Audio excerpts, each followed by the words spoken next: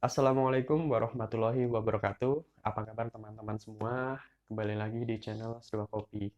Dalam video kali ini kita akan share yang penting dalam memulai usaha kopi. Jadi sebelum itu, teman-teman jangan lupa like, comment, and subscribe. Dalam memulai usaha kopi, biasanya teman-teman akan belajar nih. Teman-teman akan searching di Google, misalnya usaha kedai kopi. Nah, di situ biasanya banyak tuh informasi yang kita dapatkan.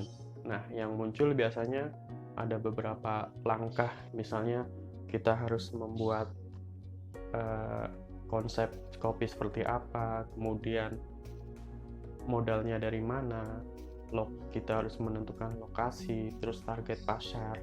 Itu memang secara teori seperti itu. Tapi menurut saya ada hal yang penting dan paling penting dalam memulai usaha kopi adalah membuat produk. Jadi teman-teman, ketika kita sudah mempunyai produk, kita sudah siap menjual produk itu. Entah kita mau jualan di rumah, via offline maupun online, kita bisa jual di tetangga terlebih dahulu. Kalau misalnya sudah ada modal, kita buka kedai, atau bahkan kita bisa buka booth atau stand di minimarket. Dan kalau misalnya kita cukup modal, kita bisa membuka kedai hingga coffee shop. Jadi teman-teman, di sini saya sudah punya satu produk saya, yaitu kopi susu. Ini sebagai contoh ya, sebagai contoh kopi susu. Nah, dalam kopi susu ini saya sudah final artian dari segi rasa sudah masuk, enak, kemudian dari segi kemasan, dan dari segi harga. Jadi tahapan membuat produk menurut saya ada 3. Yang pertama, kita harus menciptakan resep. Nah, resep itu biasanya pemula akan mencari-cari resep. Nah, di situ kita bisa belajar resep dari orang lain terlebih dahulu. Misalnya resep dari di YouTube, banyak resep kopi susu. Nah, resep itu terpengaruh dari beberapa bahan-bahan yang dipakai. Misalnya kopinya menggunakan robusta apa, susunya menggunakan susu apa, gula cair, dan bahkan creamernya menggunakan creamer apa. Karena itu akan menentukan produk kita seperti apa.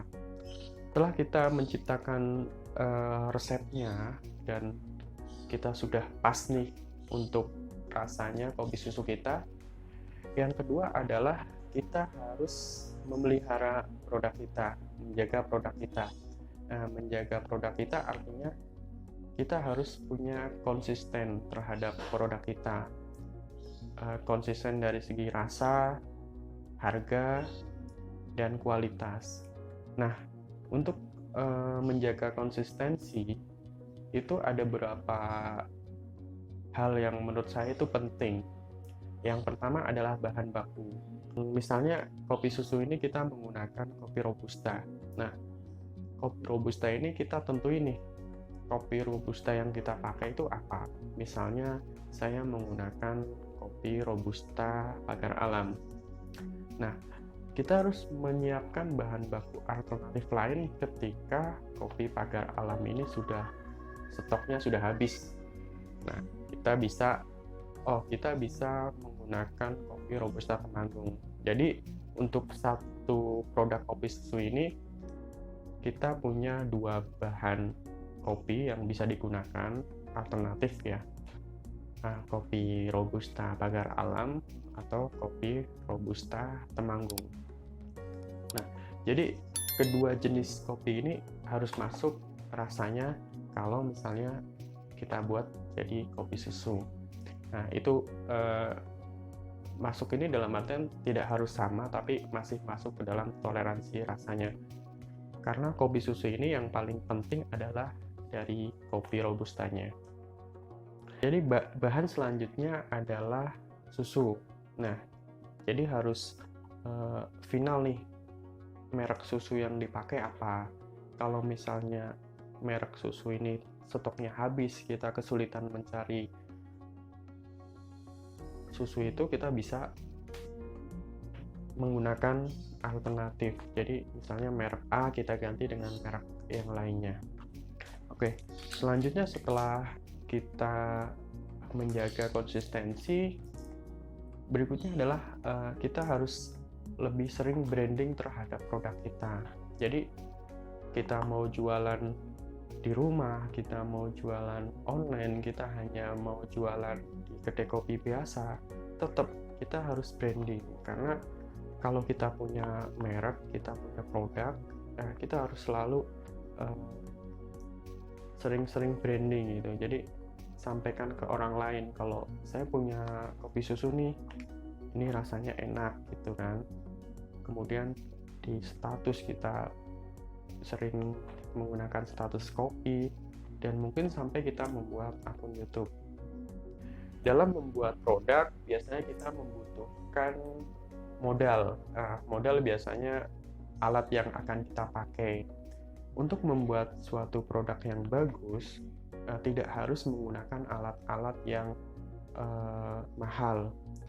Jadi teman-teman, untuk percobaan misalnya membuat kopi susu, espresso bisa kita pakai menggunakan manual espresso. Nah, kalau teman-teman butuh bagaimana cara menggunakan espresso, teman-teman bisa lihat di video saya yang lain. Yang selanjutnya adalah modal. Jadi teman-teman harus berpikir modal itu tidak harus modal untuk membuat coffee shop atau kedai kopi. Jadi pastinya untuk membuat kedai kopi itu sangat besar lah, apalagi buat kita yang baru memulai usaha itu cukup berat untuk membuat kedai kopi. Nah, yang harus kita pikirkan adalah modal untuk membuat suatu produk. Nah, ketika kita sudah membuat suatu produk, kita sudah bisa menjual produk itu dan kita punya income dari penjualan produk kita. Nah, untuk membuat suatu produk tentunya modalnya akan kecil dibanding kita membuat kedai kopi. Misalnya, untuk membuat kopi susu ini, produk ini, kita paling membutuhkan modal sekitar 4 juta sampai 5 juta. Nah, ini sudah kita menggunakan espressonya kita dibuat menggunakan manual espresso. Jadi dengan modal 4 juta, 5 juta, kita sudah membuat suatu produk dan kita sudah bisa jualan offline atau online, bisa dari rumah. Nah, kita sudah bisa punya income.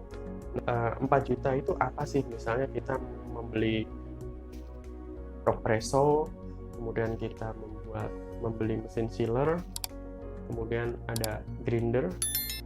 Jadi cukup. Nanti juga setelah kita membuat suatu produk, misalnya kopi susu, kita bisa membuat kopi aren, kopi yang lain, tentunya dengan bahan-bahan yang kita sudah coba. Baik teman-teman, demikian video kali ini. Mudah-mudahan bisa menginspirasi teman-teman untuk yang mulai usaha kopi. Tetap semangat, jangan pantang menyerah. Jangan lupa like, comment, and subscribe. Terima kasih.